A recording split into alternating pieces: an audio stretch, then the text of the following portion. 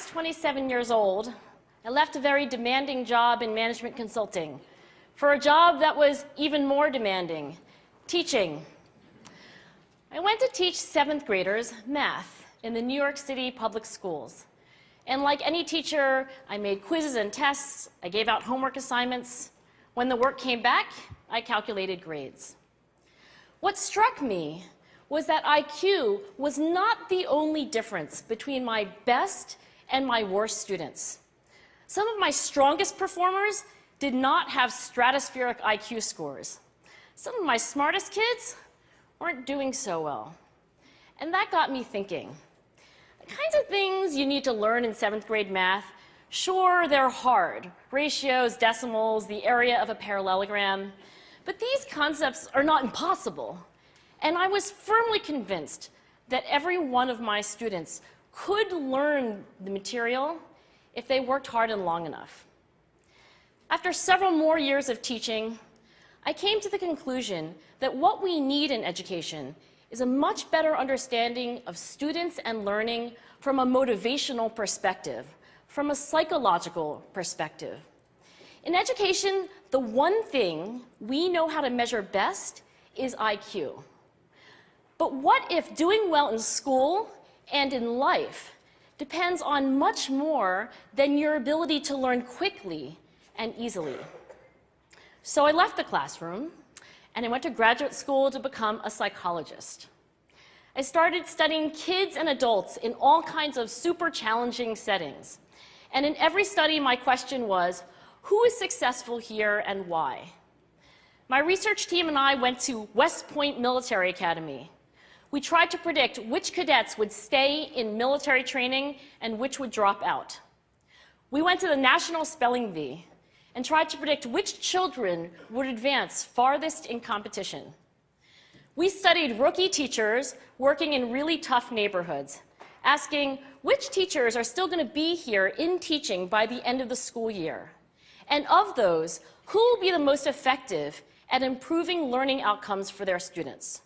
We partnered with private companies asking which of these salespeople is going to keep their jobs and who's going to earn the most money. In all those very different contexts, one characteristic emerged as a significant predictor of success. And it wasn't social intelligence, it wasn't good looks, physical health, and it wasn't IQ. It was grit. Grit is passion and perseverance for very long-term goals. Grit is having stamina. Grit is sticking with your future, day in, day out, not just for the week, not just for the month, but for years, and working really hard to make that future a reality. Grit is living life like it's a marathon, not a sprint. A few years ago, I started studying grit in the Chicago public schools. I asked thousands of high school juniors to take grit questionnaires, and then waited around more than a year to see who would graduate. Turns out that grittier kids were significantly more likely to graduate, even when I matched them on every characteristic I could measure, things like family income, standardized achievement test scores, even how safe kids felt when they were at school. So it's not just at West Point or the National Spelling Bee that grit matters, it's also in school, especially for kids at risk for dropping out. To me, the most shocking thing about grit is how little we know, how little science knows about building it.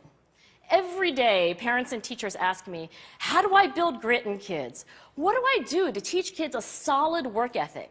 How do I keep them motivated for the long run? The honest answer is, I don't know. What I do know is that talent doesn't make you gritty. Our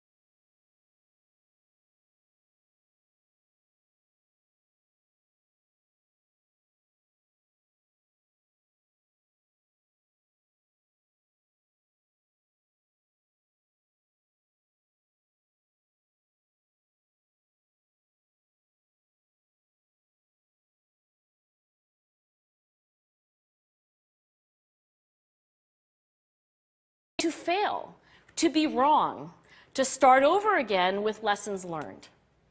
In other words, we need to be gritty about getting our kids grittier. Thank you.